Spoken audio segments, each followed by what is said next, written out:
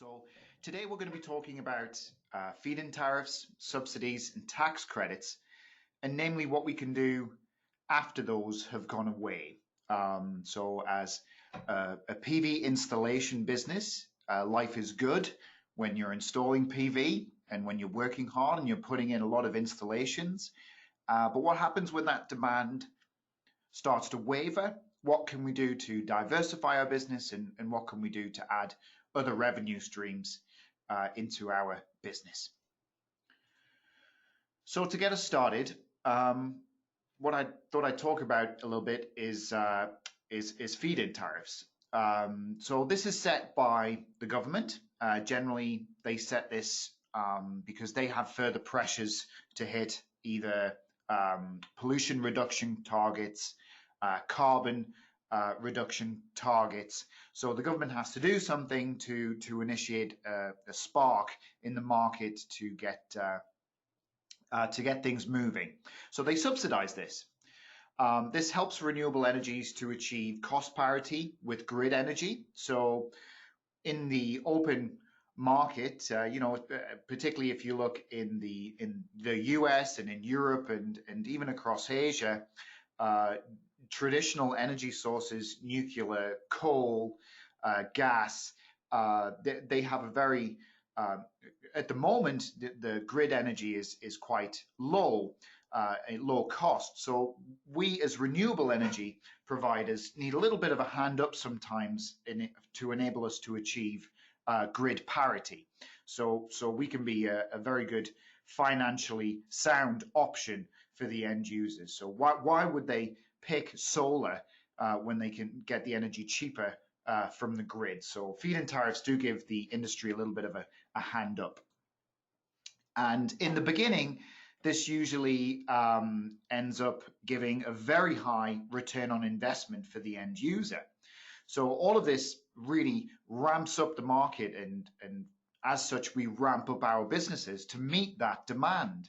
So we have a product that is maybe even above grid parity, and we're making the end user is making a very high return on investment. And what this also leads to is these rushes towards when a feed-in tariff or a tax credit or any sort of subsidy is going to be cut off. There's a gold rush. So for instance, okay, well, the market is going to change because come April 1st, the feed-in tariff is reduced. So what do we see? We see a massive rush and influx of work in April or prior to April. And then after that, it dies down. And then we get another rush leading up to the next feed-in tariff. So while this can really drive business and drive the solar or the wind or whatever renewable energy industry forward, and it helps the government achieve whatever they need to achieve with regard to carbon reduction or pollution targets, it's not good for us in this industry. And it's quite often called the solar coaster. So like a roller coaster, but for solar as we ride the wave of feed-in tariffs.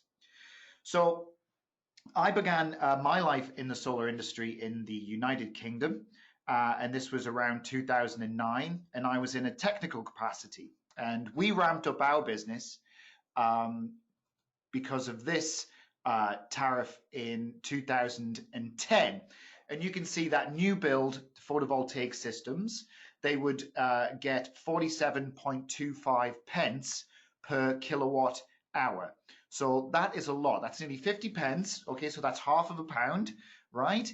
And if you looked at systems that were retrofit, so going back onto a roof, they got 54 pence. This is a huge tariff for whatever you exported. And then when we look at other systems at a higher capacity, and the United Kingdom was never really a huge multi-megawatt market. We had a very strong commercial market. You can see the 100 to 5 megawatt, they achieved 38 pence per kilowatt hour. So these are really huge numbers, and users were really getting a massive return on their investment. And as such, our business ramped up from 4 people in a very small office to 40 people with 5 vans on the road, and we also had a wholesale business. And this company was called Cleaner Air Solutions. And as the years went on, the feed-in tariff reduced and reduced and reduced, and the number of installations in the United Kingdom really, really dropped off.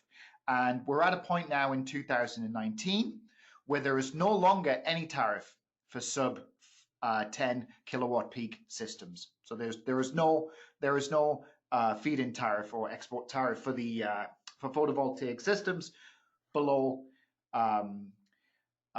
this, and 3.7 pence now. So you can see a dramatic drop. We started at 47 pence or 54 pence, and we got down to 3.7 pence per kilowatt hour. And this really made the market just implode, really. And a lot of friends of mine, they went out of business. A lot of good people, good companies, they just couldn't diversify into other things.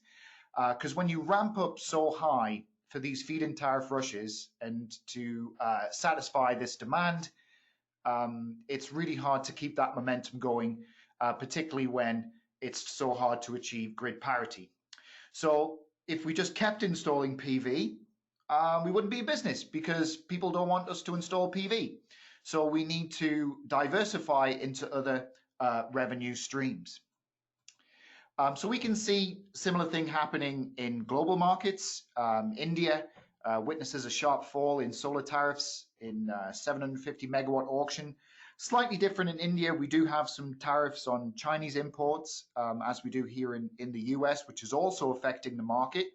But we can see a very huge rush in India now as Modi tries to achieve his renewable energy targets. He's driven a market there, and we're seeing a big explosion in the Indian market. But still, we can take the UK story as a warning. What happens after? Okay, what happens after these tariffs, and what happens after this gold rush? Similarly, here in the USA, I'm based here in Tampa, Florida.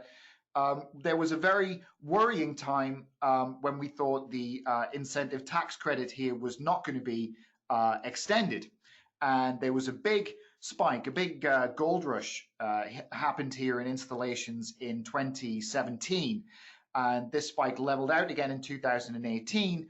But we thought there was going to be a dramatic drop off in the larger utility scale installations because of the lack of an incentive tax credit.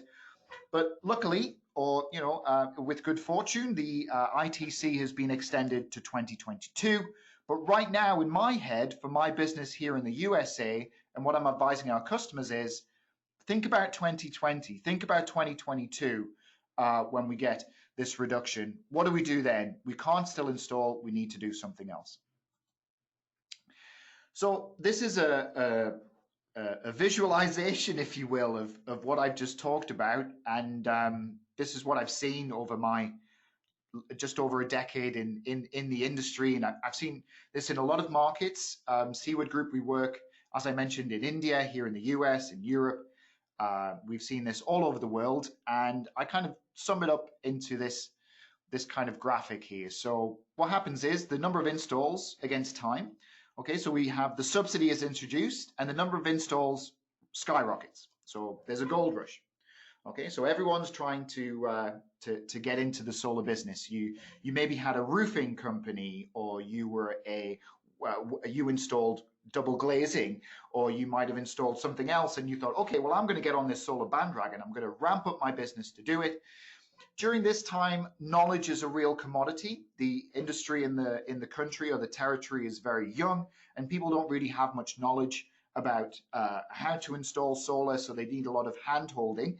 And this is what helped me in my early days in the industry. We did have knowledge because we were in the industry pre-subsidies, so we were able to teach other people, and we were also able to create kits, put inverters with modules, and then sell those kits. So as a wholesaler at that time, knowledge was a very valuable commodity, and we ended up being very successful. And then we hit the time where the peak install capacity is hit. So this is either the government has reined back on materials, so they put a tariff on maybe Chinese imports, or maybe just the demand has been satisfied because there's so many people ramped up their business. This is really the crazy time, and knowledge not so much a commodity now. Everyone's rushing to get the installs in prior to the subsidy digressions. And then we hit the phase where, yes, the subsidies start to digress, and really this should be up and down like a slope, up and down, but here I've represented it just going straight down. So during this blue period, everyone's worrying and wondering about what to do. And if you were a roofing company, maybe you go back to doing roofing. If you're a Windows company, you maybe went back to installing Windows. And eventually the market will readjust and it will settle to its natural pace. And people will find different revenue streams and business models to pick things up. But you'll notice the number of companies will also reduce at this time. So what we're left with is just the people that really want to be in the industry for the longer term. So we've got this PV installation business. What can we do to diversify it? So we could, first of all, add energy storage. So energy storage is a way we can help the bell curve of energy usage. So when the client is at work during the day, that's when solar energy is producing its highest. We can fill that gap with battery storage, and the technology is coming a long way. There are some excellent solutions from Sonnen, from Duracell, from Tesla, and they're readily available. So this is a really good technology for us to diversify into. There is EV. Now, a lot of people think, okay, well, I'm in PV, so I could very easily do EV. And while the two are connected, do be aware that it is a different skill set. So with battery storage, you have an electrician, okay, who can and probably quite easily wire up the battery storage system with some professional training. The EV is a little bit different. Maybe we have to have groundworks in there. It is another technology, and also it's harder to get your customers to cross over. They have solar panels already. It's easy to convince them to buy a battery. It's harder to convince them to move over to EV. And again, this is very dependent on tax credits and subsidies, particularly at the moment as the industry is in its infancy. There's also solar thermal. So, okay, you think, okay, well, I've got a PV business. Maybe I could install solar thermal as well. Well, you could. However, this is a whole other skill set. You'd have to diversify your workforce. You would need plumbing contractors or workers rather than electricians. You do still need roofing contractors. So it is a different business entirely, even though solar is in the names of both. You could get into cleaning of solar panels, and we're going to cover this in a little bit more depth coming up. There is also things like LED lighting. Okay, so we could install LED lights. Customers that are very conscious about their energy usage get solar. Customers that are very conscious about their energy usage perhaps also want to buy LED lights. So this is something you could specialize in.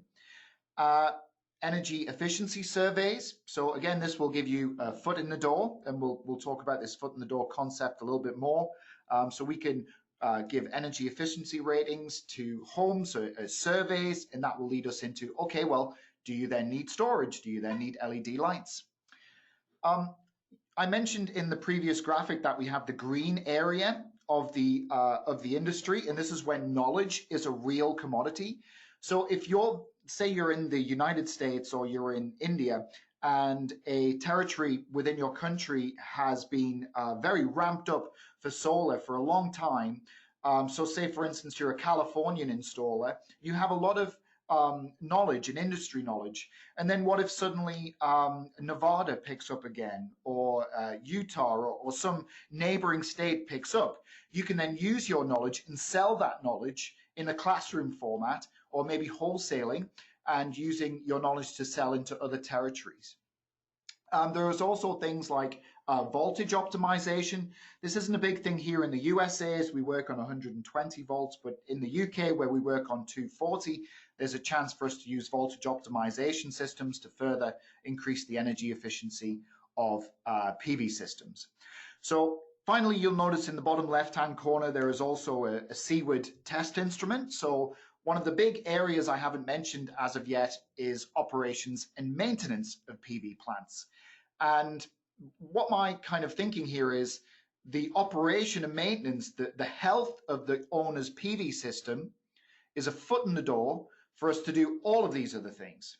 Okay, so we can offer the client a health check on their system. You can go back to your old customers, say, I have this instrument, I'll test your system, and then we can upsell them into battery storage, EV, thermal, maintenance contracts, optimization, LED, energy efficiency. We can also use our knowledge with the tool as well. So we're going to explore this concept a little further. So how do we get started? So most likely you have a list of every PV installation you've ever done, right? Okay, so you have this on file. It's probably in your CRM. In the UK, you would have to have registered with the MCS, or you'll have all the MCS numbers as well. So we already have a customer list. We have one prepped and ready to go. We've got a wealth of transferable resources.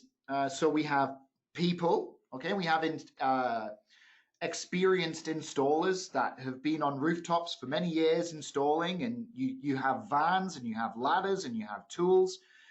We have people in the office that can do quotations. We have all of these transferable resources that we can use.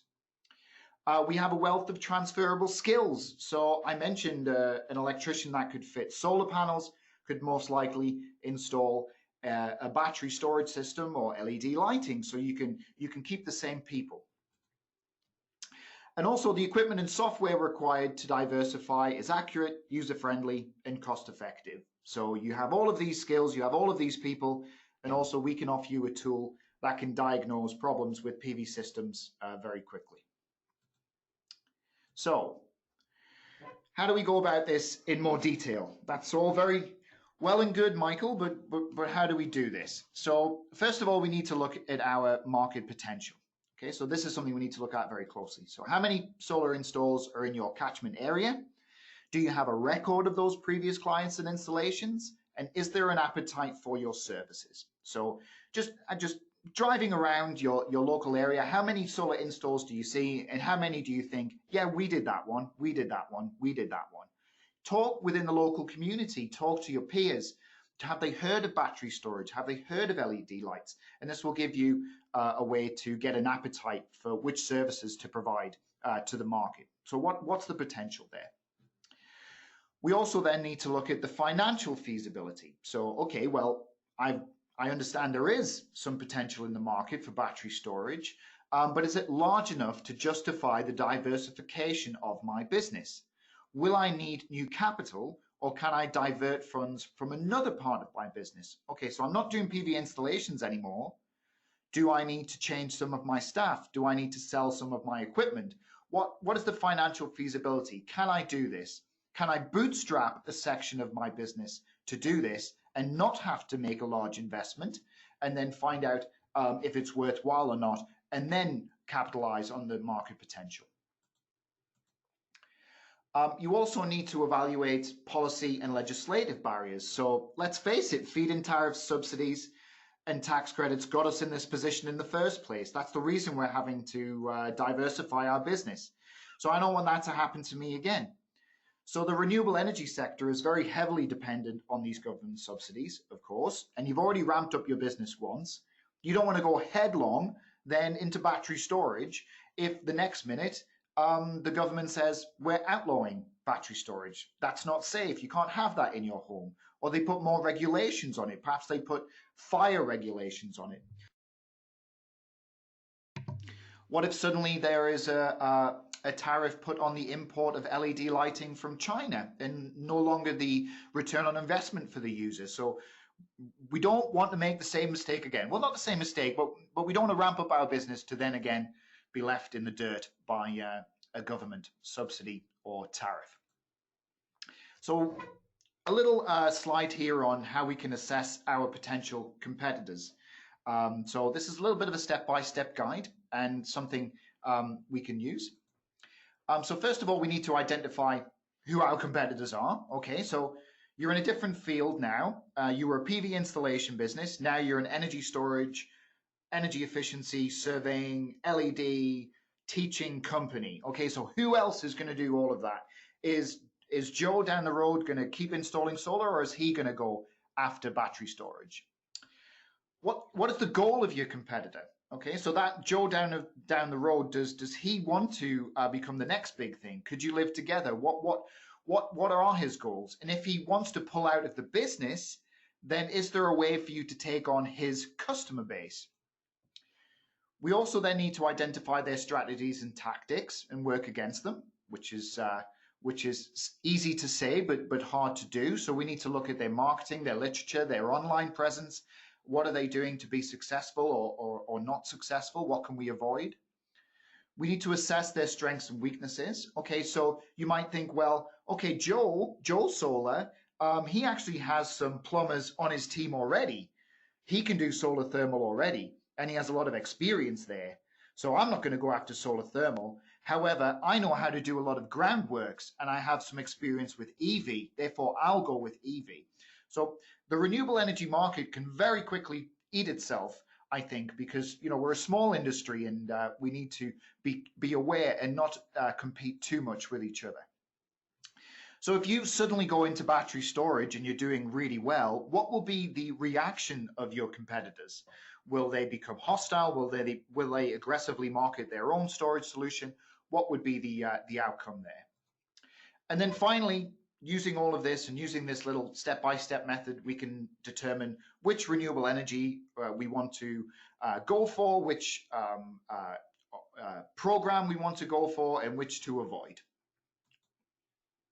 So one of the big things I mentioned earlier was solar PV operations and maintenance. So we've talked about diversifying into other technologies, voltage optimization and such things as that. But how do we use that existing list of customers? So very simply, and we can call up these users. They're not cold calls because these are previous clients of us. And we go back to our older clients and we say, good evening, sir, madam. This is Joe Solar. You may remember us. We installed your system so many years ago. We would like to talk to you briefly about the health of your PV system. Did you know that there are several external factors that could affect its efficiency? So we can be very open with the customer, and if they are interested, or if they say my PV system's working fine, and they hang up the phone, you haven't lost anything. But we can tell them, okay, well, ma'am, I could give you a full physical inspection of the PV array, including the roof fixings, the cabling, the module integrity, the inverter functionality.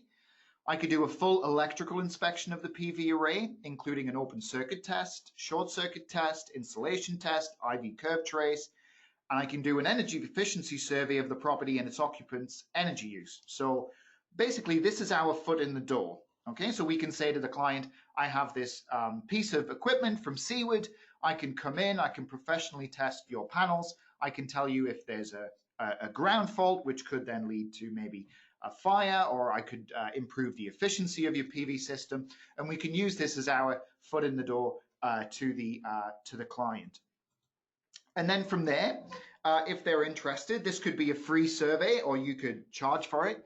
And then we can market our maintenance package. So we could say, okay, well, I found much like a mechanic. Okay, so you bring a car in to check up, and the mechanic says, well, I've checked your disc brakes.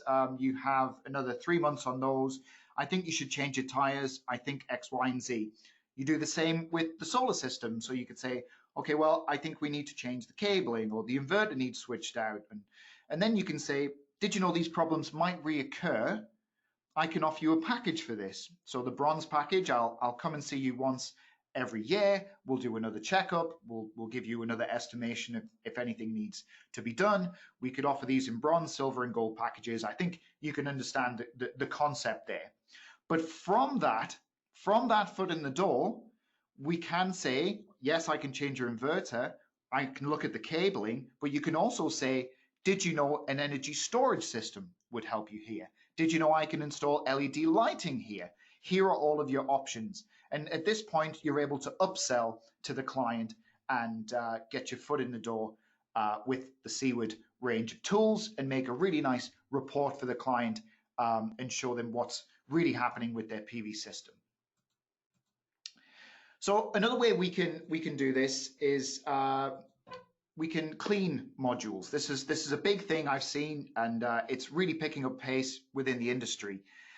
So this is a very, very common problem. Modules, we tend to sell solar panels as fit and forget, when really they're not. They need maintenance, they need cleaning. So we can test the panels prior to cleaning using the Seaward range of test tools, and then we can make a report. Then we can clean the modules thoroughly and test them again. And then there and then on the spot, we can show a performance increase as a percentage, as a direct result of the cleaning. And we can show this to the client and say, hey, listen, if you can pay me every 3 months, I'll come and do a health check and clean your panels. And actually, the money you're paying me, you will get back with increased energy production. So we achieve that parity there, and it's a great return on the client's investment. So it gives them peace of mind, it gives them increased performance, it gives you a new revenue stream, it gives you a foot in the door to sell other technologies, and it keeps your workers going for another couple of years, right? It keeps our businesses going. So this is a good concept that we can use. So very briefly, this is the Seaward range of tools. We have 1000 volt tools. We have our PV150, the real workhorse of the industry. We have the PV210. This is our advanced curve tracing instrument. So this will give the client that energy efficiency of their PV system report. Okay, this works with an NFC enabled Android device. There is also PC based software where we can make a report. We can find arc faults, we can find ground faults, we can find disconnect issues, we can detect performance variations with the PV210. The curve tracer is a real asset to your toolbox. If you're working on larger utility scale systems, we also have our 1500 volt Solar Utility Pro. And again, we can check polarity issues, we can find connection faults, ground faults. This is a really great instrument. And all of these come with an irradiance meter and a temperature probe. So we get all of the information we need to generate a good report for the client. So thank you very much for joining me today. I hope you took some value from the session. This is kind of new content for me, so apologies if the delivery was stuttered at times. I just tried to get across some of the concepts I've seen over the last 10 to 11 years in my international experience. So if you'd like to hear more about the Seaward range of tools and how we can generate these IV curve reports and other reports for clients out there in the field, please do get in touch. Join me on LinkedIn. My email address is michaelm@seaward.com. It's michaelm@seaward.com. We will also be sending these slides out. And now I'm going to try and answer some of your questions. Okay, so we have a gentleman here asking for the slides, which we absolutely will do, sir. Not a problem.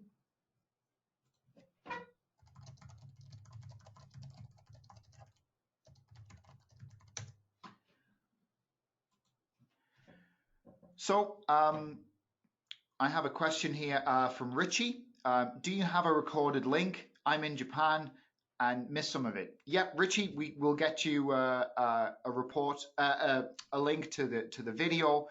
I know in Japan after Fukushima, we had a very large uptake of utility scale PV in Japan, and I realize some of that is slowly coming to an end with the reduction in tariffs, etc. as well. So hopefully this will be useful for your market. But definitely, Richie, we'll get you a copy of the presentation. Yes, please do join me on LinkedIn. It would be great to see you there. We post content regularly on PV operations and maintenance topics. We announce new webinars there. I don't see any other questions coming through. So I guess we can end it for today. And again, we'll send out a recording of the webinar and the slides shortly. There is also another session happening today at 1 p.m. Eastern, 5 p.m. UK time. So if you'd like to get back on for that, if you'd like to hear me do this again, you're more than welcome to. So thanks very much for your time. Really a pleasure talking to you today, and I hope to speak to you soon. Thank you.